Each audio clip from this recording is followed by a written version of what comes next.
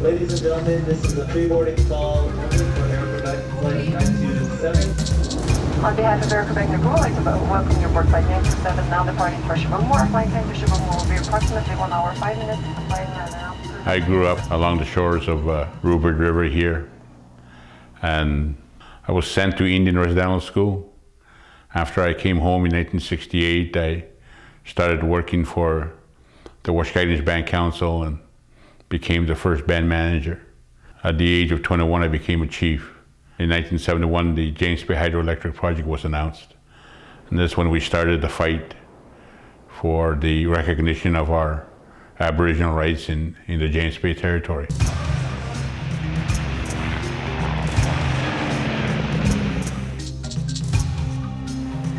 I sat across the table from men who were ministers and deputy ministers and bureaucrats in both governments, in both the provincial government and the federal government, that said to me, "You have no rights. These are privileges that can be taken away at any time." When that man said that to me, I made it a mission in my life to make sure that the Cree rights were recognized. And those rights, since they are in the Canadian Constitution, can never be taken away.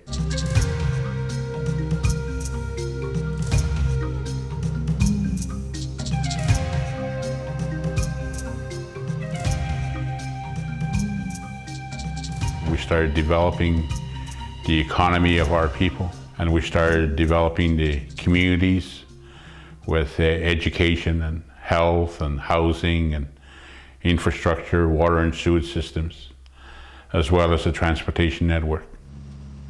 I've always said that one of the ways that an Indian nation or any nation in the world develops is through transportation, through communications. So we negotiated with the Government of Canada to build the airports, and after the airports were built, we went after to get an air permit.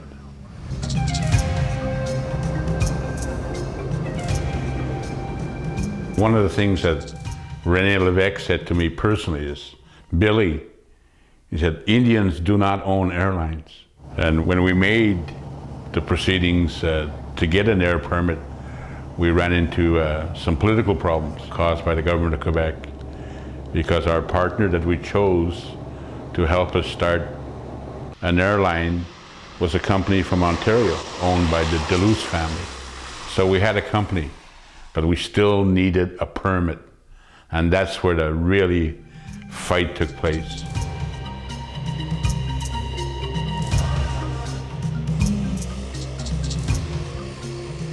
After the signing of the James Bay Agreement in 1975, the Cree Board of Compensation was created, and I was elected as chairman of that. It is the Cree Board of Compensation that manages and invests the Cree money from the James Bay Agreement. And when a decision was made to invest some of that money into Cree businesses, the Board of Compensation established CREECO, which basically stands for Cree Regional Economic Enterprises Company. And they're the parent company or the holding company of all of the Cree businesses that the Cree started, or the businesses owned by the Crees as a whole. On behalf of Air Creebec, I'd like to welcome you aboard flight 927, now departing for Nemsko. You know, Air Creebec was started with one aircraft, and I'm not sure the number of employees, but I think it's 12 or 14. The aircraft, by the way, was a Twin Otter, 17 seats, if I remember correctly. We started flying from Val-d'Or to Matagami to Washkagnish and East Main and Wiminji and Chisasibi and Great Whale.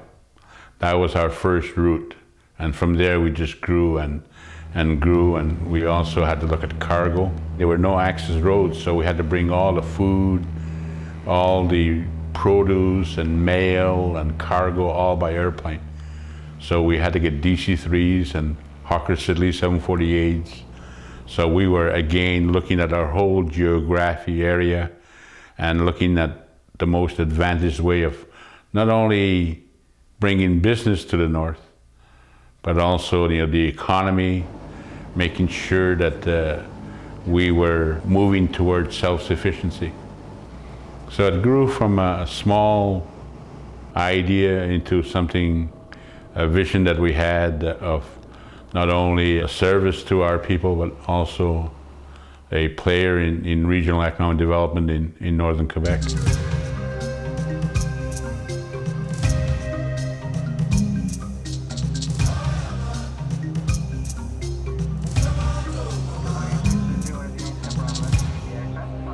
One of the best situations of Air Creebec is right there in Val-d'Or.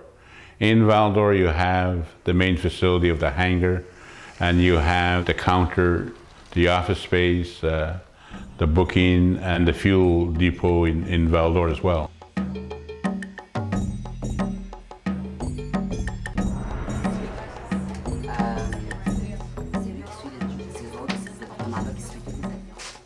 The reservations department really is for Air Creebec scheduled flights. We have to make the reservations, we have to give them the fares. People call in to find out what time our flights are, how the weather is. If we have a counter agent anywhere on the Air Creebec system that needs help with a file, we're there to help them at the same time. She's trying to put her ticket number in and she can't because it's saying check continuity. Air Creebec was started to provide services for the Cree communities in Quebec. The first change came when we expanded into Ontario, northeastern Ontario. It also goes into areas of Chibougamau, to Alma, Jonquière area, Lake St. John area, and also Quebec City and Montreal. So Air Creebec has become a very prominent fixture in Quebec economy, and everybody almost recognizes the logo and the colors of Air Creebec, and they know that that airline is owned by the Cree Nation of Quebec. And then today, we have 16 aircraft. And out of the 16, you'll have, 6 -8s, 3 Hawker Siddeley 748s that do most of the cargo. We fly millions of air miles per year. We now have over 260 employees.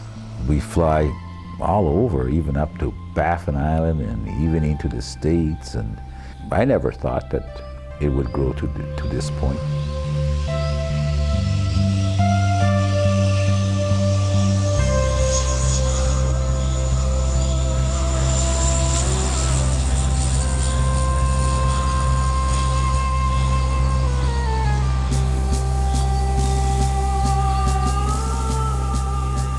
When I first started, even the Cree people would talk about Air Creebec as if it wasn't their company. They would say, how's Air Creebec doing? As if it's a company owned by somebody else. Now, how do you make a company better? It usually takes people. Okay, the people that fly with you, the people that work for the company, okay, the people that manage the company, the people that represent the company, all of them have to get on the same boat and say, okay, this is what we want to do. And in my mind, it always starts with the decision makers of the company. And these are 6 Cree individuals. They live in their communities, and their job is essentially to make all of the final decisions with respect to the operations of the company. Then you have the management, the senior management, the people responsible for the day-to-day operations. Working as a chief dispatcher for Air Creebec, it's quite a challenge in some days to coordinate the movement of all of our aircrafts and coordinate with the pilots, flight attendants, and keep everybody advised of the movement of the aircrafts. And then after it's the employees, we wanted to create a working environment for the employees where they'll be proud to work here. Hey, this is a great company. I like working here. Proud to work here. We have good packages for the employees. We have good benefits. We work with great people. We have understanding bosses. I find it's an equal opportunity company to work for. Well, it's quite a good feeling working for Air Creebec. We work as a team, as a family, and everybody tries to support each other, and there's more interaction in between each department, I feel, at a company like Air Creebec. The other aspect is, of course, your customers, the people you serve. The majority of our customers are still Cree people. You look at the Cree organizations, like the Grand Council of the Crees, the Cree Regional Authority, the Cree School Board, the Cree Health Board, Cree Trappers Association. Cree Outfitting and Tourism Association. All of those are Cree-controlled organizations and companies. And they all support their airline. They have their people fly. They organize meetings in the communities, okay, or meetings even down south, and they fly Air Creebec.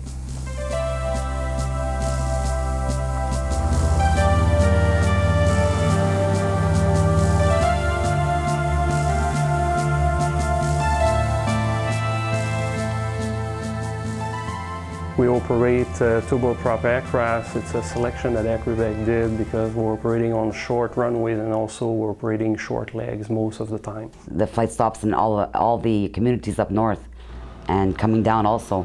Yes, a lot of people are very surprised because you don't see that very often. We call them legs, with that many legs on them. Yes, they are surprised.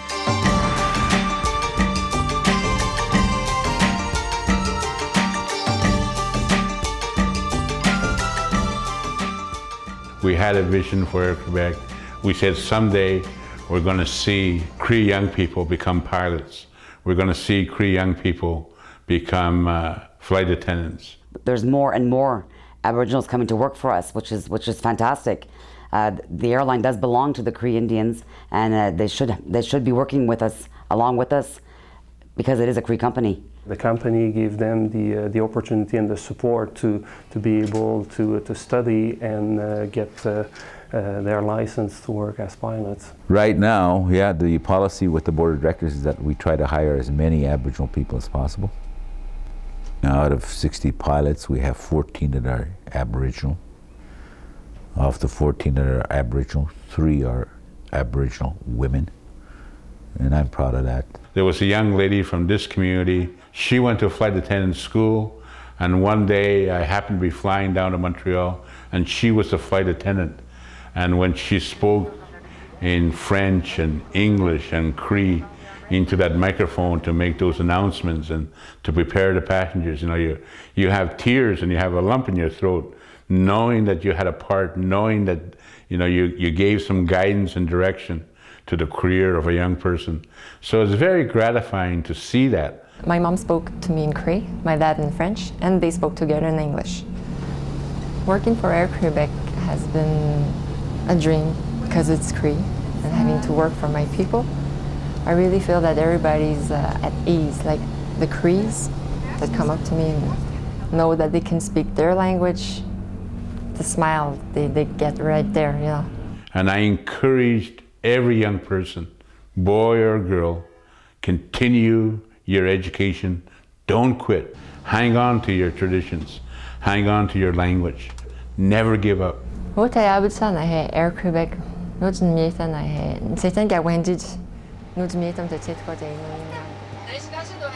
kids, which is always funny, once they see me speak in Cree, well, with my blonde hair, is kind of amazing for them, like, there's something wrong in the picture here. We wanted to maintain our traditional way of life, yet at the same time be able to participate in the modern industrial society. And I want to encourage young people, stay in school, get the best education you can.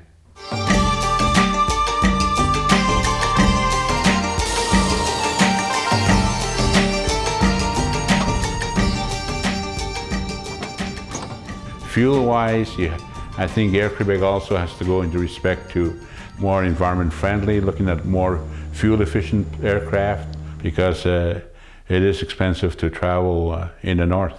Landing fees or airport fees, security fees, taxes, all of that is out of our control.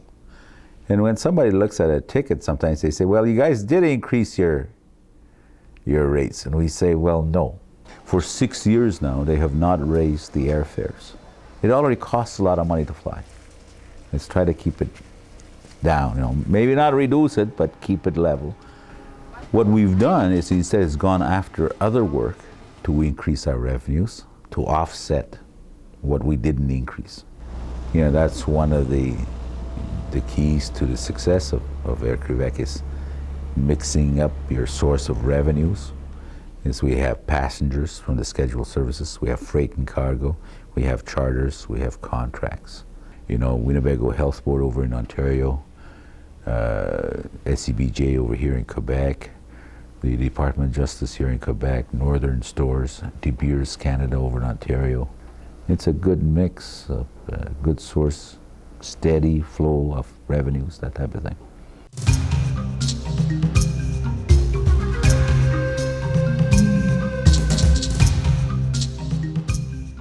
Funny stories that happened. We had one incident where there's a little boy named Roger Jolly, and his mother was being medevaced and flown to the hospital in Val-d'Or, and the mother couldn't wait. The baby wanted to come out, and the baby was born on the airplane. So little Roger is still doing well and still getting his free passes.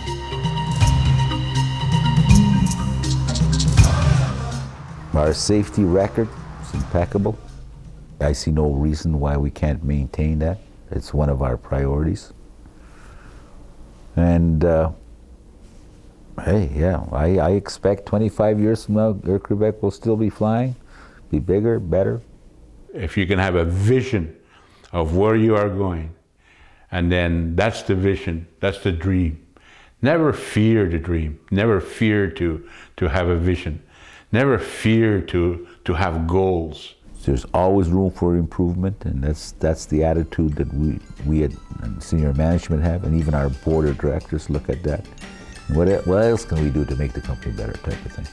And I still want to do things, and there's much more that we can do for the Cree Nation for the benefit of all.